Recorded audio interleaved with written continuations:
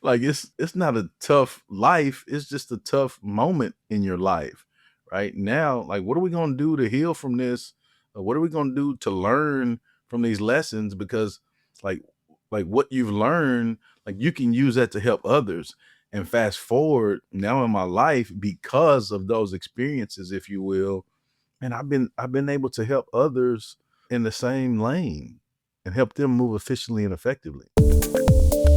Step into the world of success with your brand amplified, the ultimate podcast designed to unravel the intricacies of thriving businesses. I'm your host, Annika Jackson, and I'm on a mission to uncover the stories, strategies, and secrets that have propelled entrepreneurs and business leaders to success. I am so thrilled to have a returning guest, Chip Baker, the Success Chronicles. Chip, you are one of the first people I met when I was still living in Houston who was in the podcast world. Like you were already doing it, and you are not just an educator who's been teaching and coaching for 26 years, but you have an entire personal brand ecosystem, a podcast, a YouTube channel, 30 plus books, speaking platform, online store. You are the true content creator, author, and educator turned entrepreneur that like makes my heart go warm. So I want to first and foremost thank you for being here today.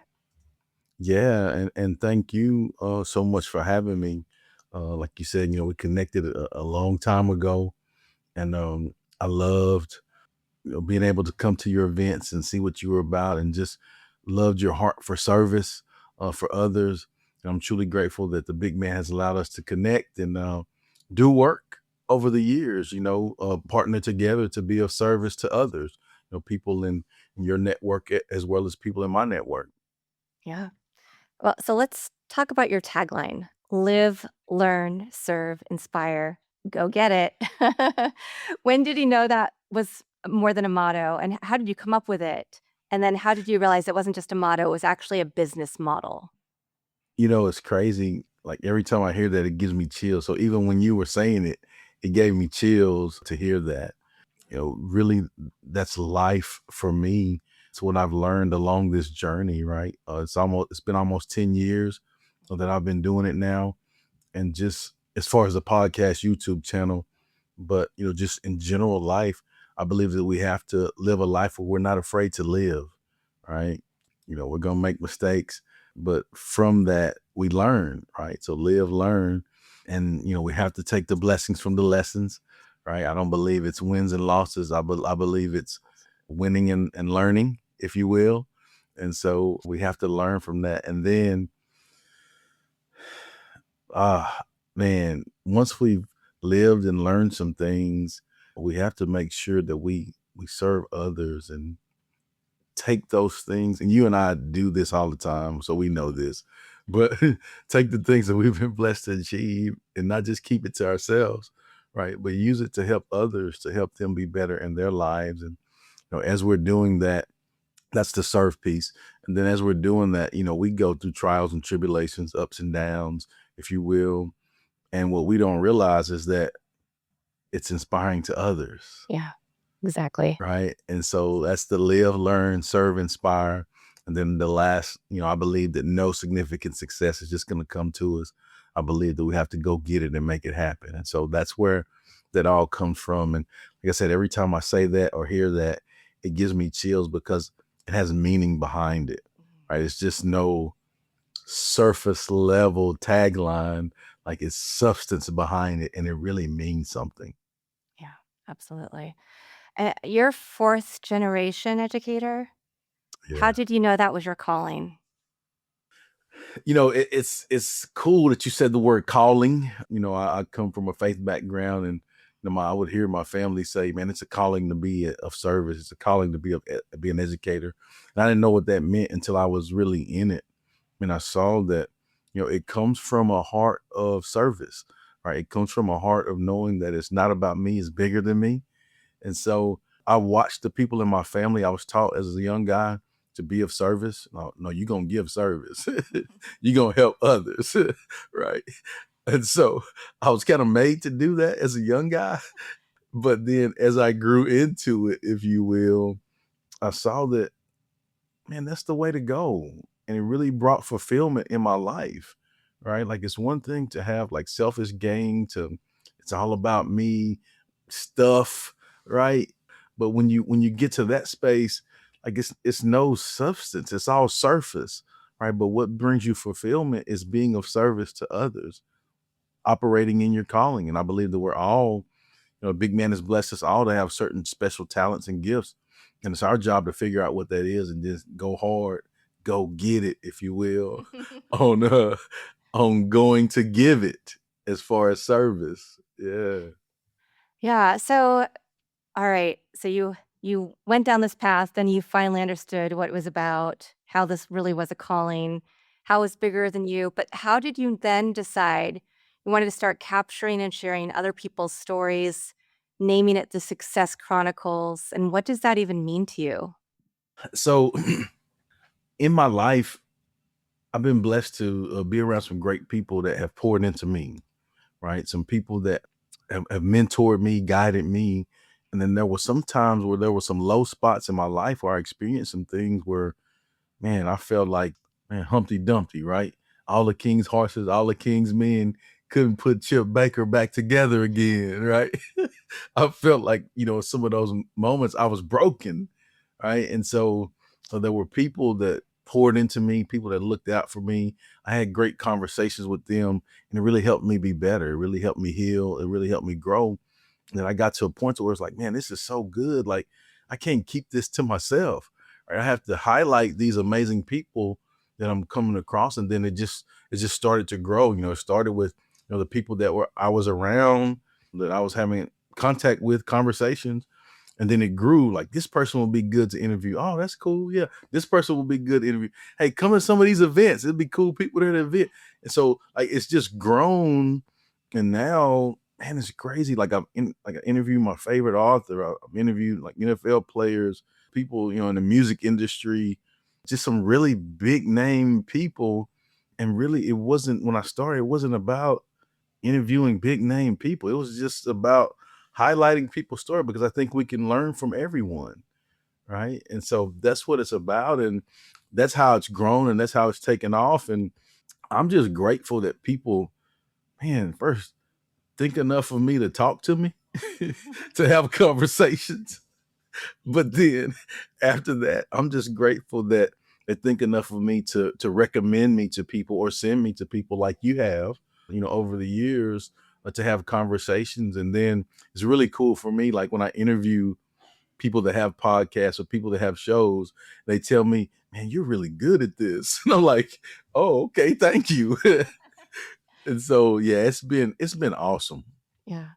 Well, let's take a step back because you said this came out of people lifting you up when you're and when I read when I even just shared your highlight reel, all the books, Yeah. all the work that you've done. Take us to some of those moments. What was going on personally or professionally that you felt that you didn't feel enough, right? Or you felt like Yeah. you needed some help, whether you knew it or not. Yeah, that's good. That's a great question. I think just reflecting back on my journey, being raised by a single parent mom in a small town in Texas, seeing some things that I still don't really talk about today, some experiences in the family, some experiences that I've had personally where, may not have felt adequate enough, but there were so many people around me to say, hey, no, you're capable of doing that. No, no, we believe in you.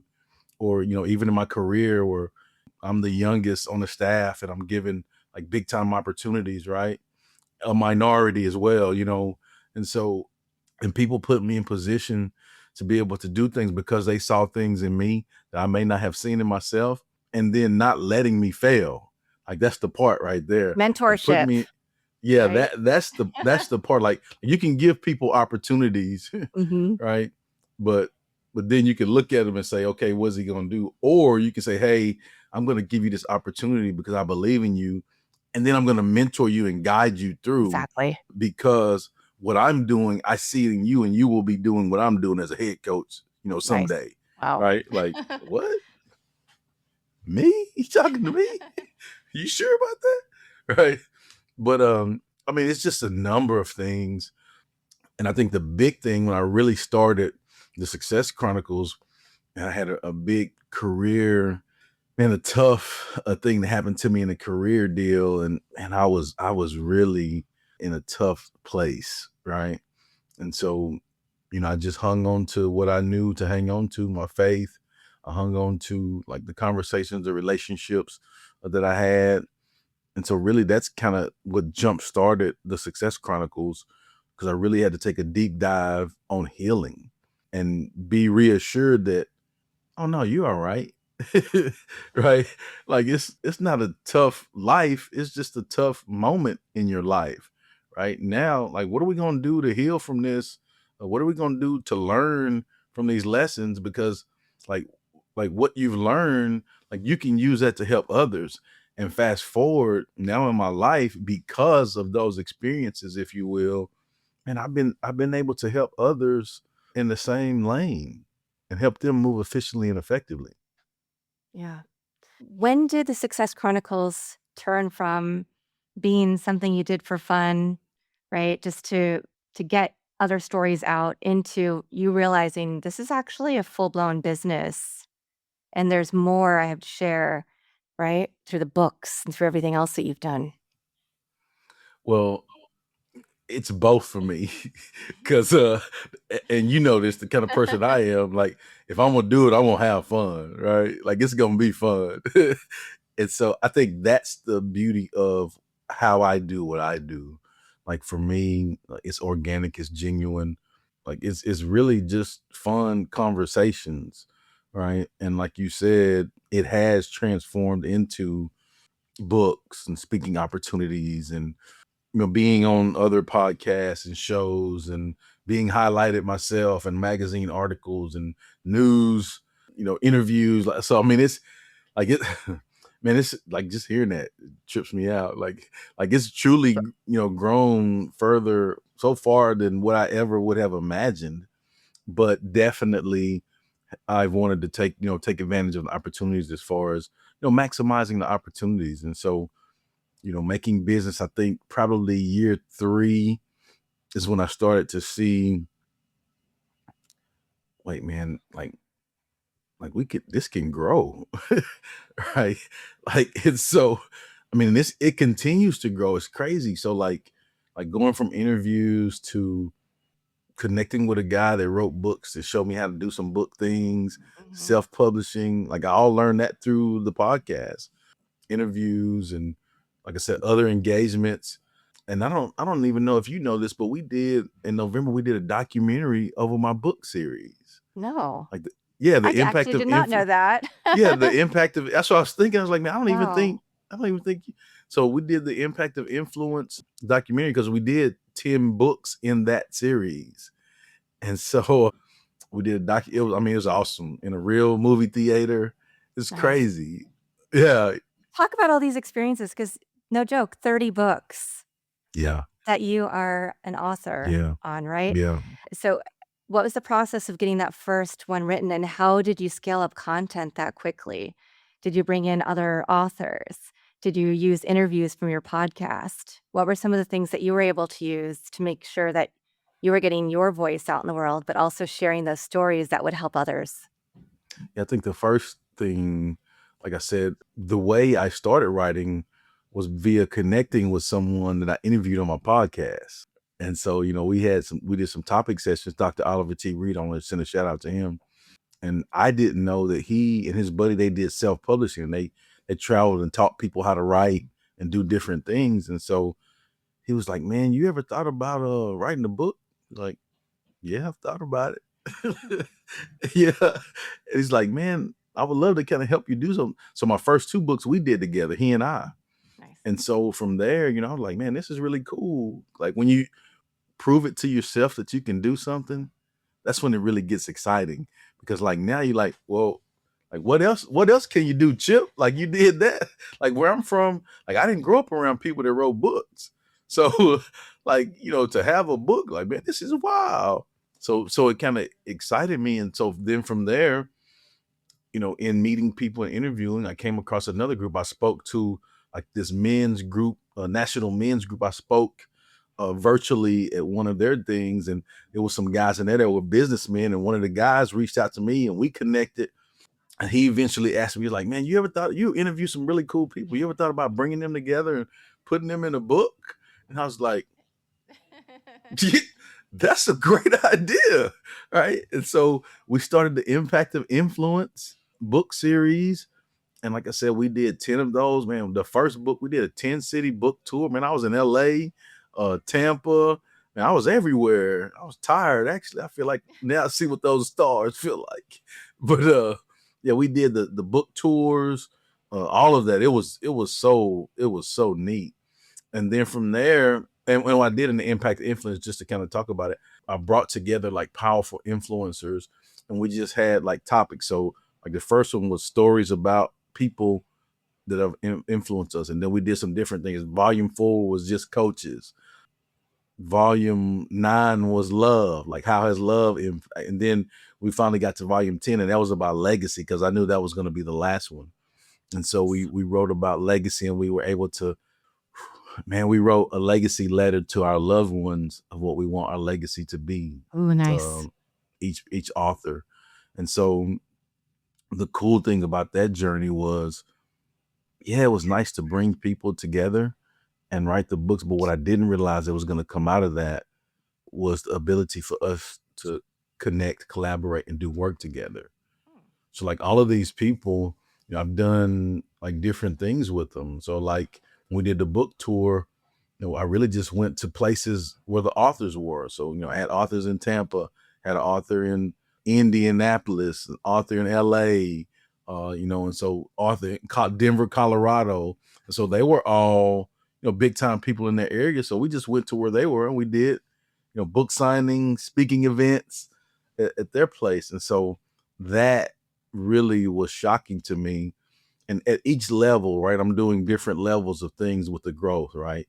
And at each level, you continue to just prove to yourself, like, man, we can really do this. Like, this is cool. Like, we really organize all of this. And so then you just continue to grow. And then, like I said, the most recent last November was like a real documentary documenting the content and everything from the journey. And so now I'm to the space. Now I've started another series, which is the Path for Coaches.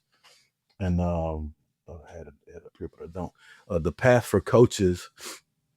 And so we're doing different topics and the first one was like mentoring. We did emotional intelligence or awareness, emotional intelligence, and the newest one that we're going to drop out. And I hadn't even put this out there, so I'm gonna share it on your platform the Yay. first time, right? So the next one that we're gonna release late May, early June will be communication. Nice. Yeah. Mm-hmm. All really important topics.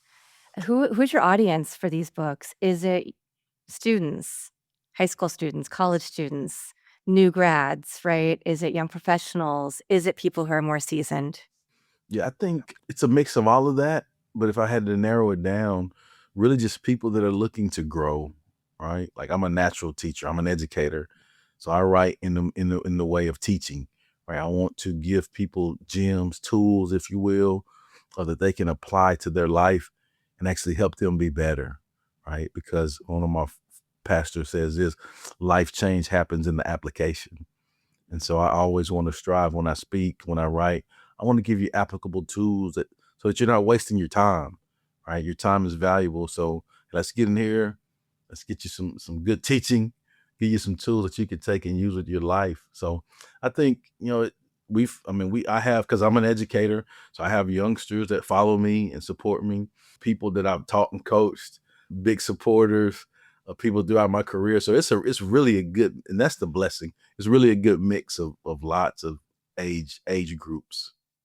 Now, you share a lot about what success means, how people found success, but I'd Hmm. love to hear something that your students have taught you about success. Something that my students have taught me about success. I think it's okay to continue to be curious and never stop learning. I think where I am, and I learn every day, especially being around students. especially like technology things. Like prime example. So this is funny. Like a couple years ago, there was this like technology that was out where you could like edit on your phone and do some different things. And so I'm excited, right? And I'm telling my teenage son, I'm like, hey, man, check this out. Like I found out this deal. And he just nonchalantly, oh yeah, we did that in class last year. Like, I'm like, okay.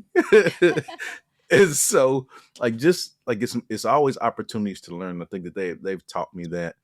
And I'm open, right? Like some people are closed off. Oh, I'm this age and I know it all. Well, I don't feel that way. I think it's always important for us to be open to learn because that's where our growth happens. Yeah. Uh, As a creator who's also a coach, who's also an educator, there's a lot going on in the creator economy. How do you balance the output of everything that you do with actually receiving as well, right? Not just receiving accolades, not just receiving new contacts, but also financial receiving, because that's something that we all have to think about as we're going on this journey. I mean, I know you and I, we started podcasting because we loved it and we loved the connections we made with other people. Later on, we went, oh, wait, this is a business. Unlike other businesses that I've started, or unlike other businesses that you've been involved in as well. Hmm.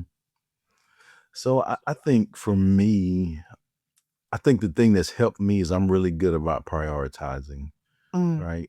I don't get caught up in like people ask me about, so well, what about social media? This, like I'm on social media, but I don't know if I'm so social on social media mhm. because I believe that to me, it's not the most important thing, right? Yeah, Now, are there benefits? Yes. Are there things that we can learn and use to help us grow? Yes, right. But realistically, if I didn't post for a week, I'd be okay, right? Because that's not like that's not my priority. If I right. can get to it, that's fine. But what my priorities are, I believe that we have to be able to say no to some things that are not important to us because it sets us up to be able to say yes to the things that are important, right? And so that's just how I operate. Like I have core common values and principles that I believe in that I don't sway from. And so I walk in that. And so whatever comes from that, like I can deal with it because that's what I believe, good or bad. Right. And so I really just hang my hat on that and I don't get caught up in, well, everybody's doing this and this is Yeah. trending. And I don't get caught up in that. I get caught up in doing what feels good to me. Mm, Right. Now, do I research? Yes, I check out things. Right. Yeah, that's pretty cool. Right. But does that fit me? No. mhm. Right. Do I have the capacity to do that? Right. So, like, all of those things we have to figure out, like, what works best for us and prioritize what's most important to us. And thinking about success, right?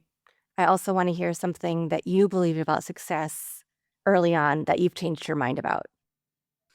Something that I believed early on about success that I've changed my mind. That's good. That's difficult for me to answer Yeah. because I've always been the same guy, right? So like it's important to me to be consistent, right? If somebody say, "Hey, tell Right. me something about Chip Baker," I would think that probably the first probably 2 or 3 words that people would say is, "Man, that dude's he's consistent." Right? Like you know what you're gonna get from Chip Baker. Like he's the same dude like every time. And so like I'm intentional about that. So I think like there's really nothing that's changed, but I think I have seen that, like I talked about earlier, substance over surface, Yeah. right? When we're Yeah. young and we're like not as mature, we may think that stuff, Right. is Right. is the way, the flashy things, like that's the way, the car and the all of those, the suit, like all of those things, right? Stuff. But as you mature and you grow, it's really not about that.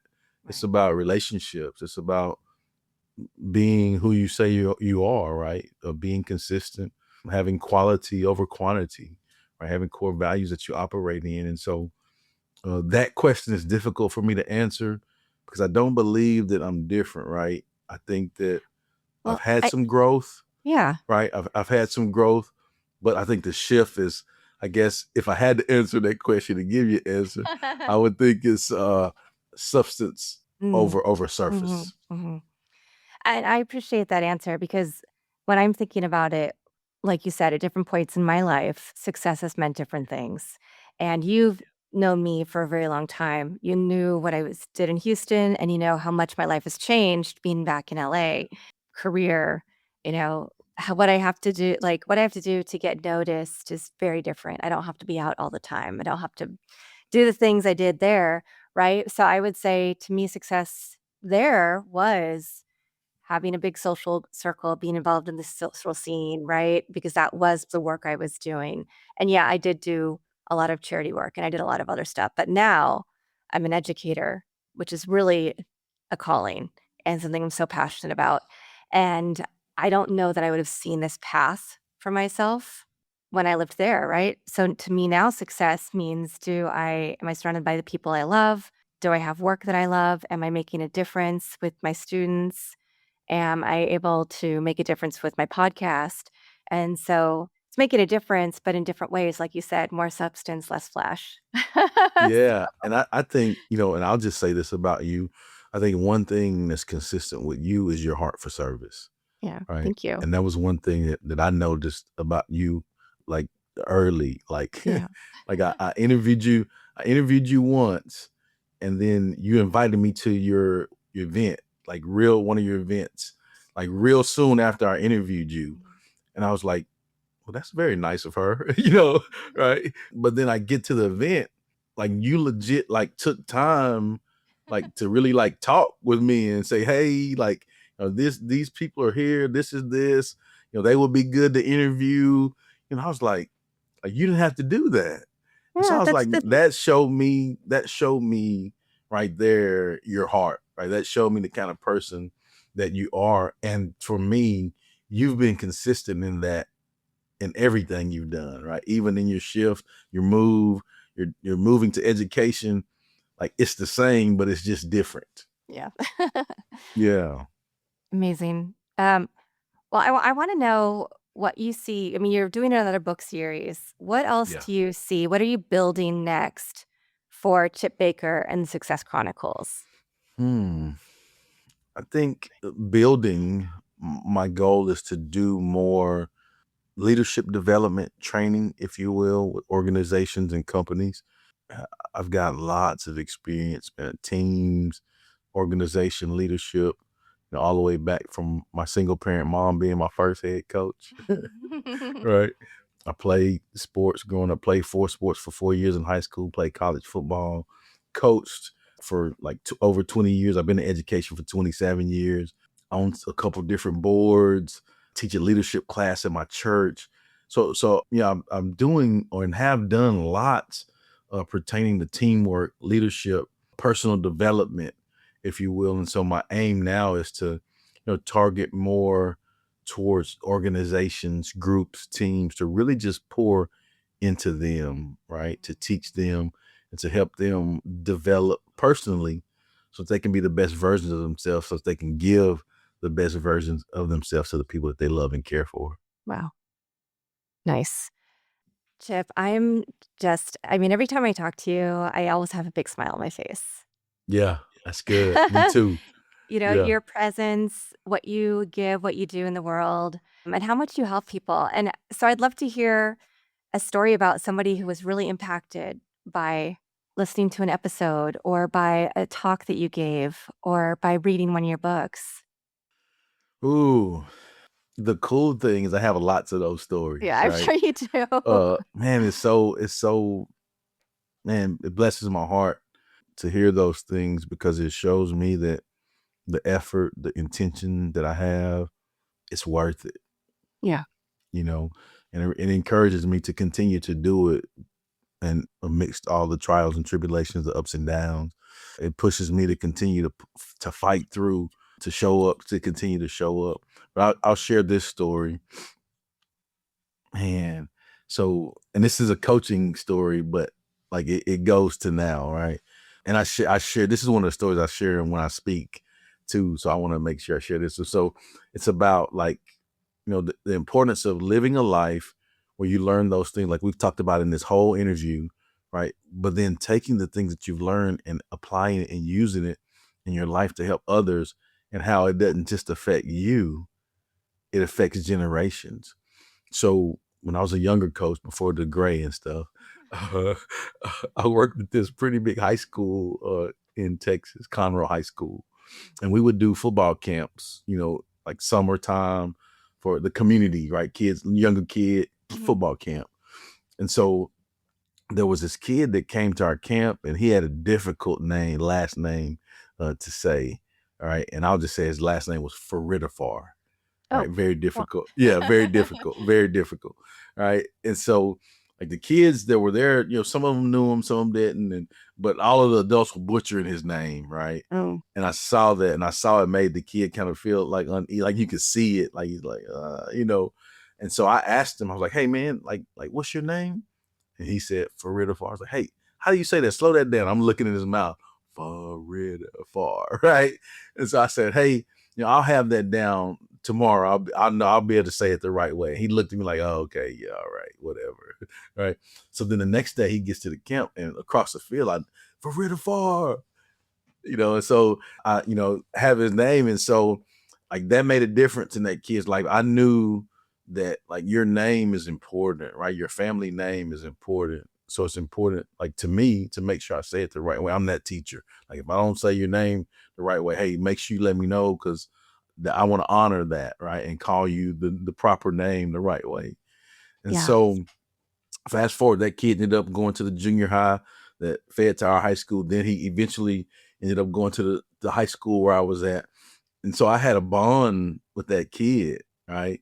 And so he gave me everything he could give me. Ended up being a pretty good football player for us. Ended up being a pretty good powerlifter, because I coached powerlifting for us. And we had a bond. So once he graduated, I was able to get a head coaching job in my hometown. Wow. He went to college close to my hometown, so he was able to come help with the Oh. staff right there. So like just continuing our bond.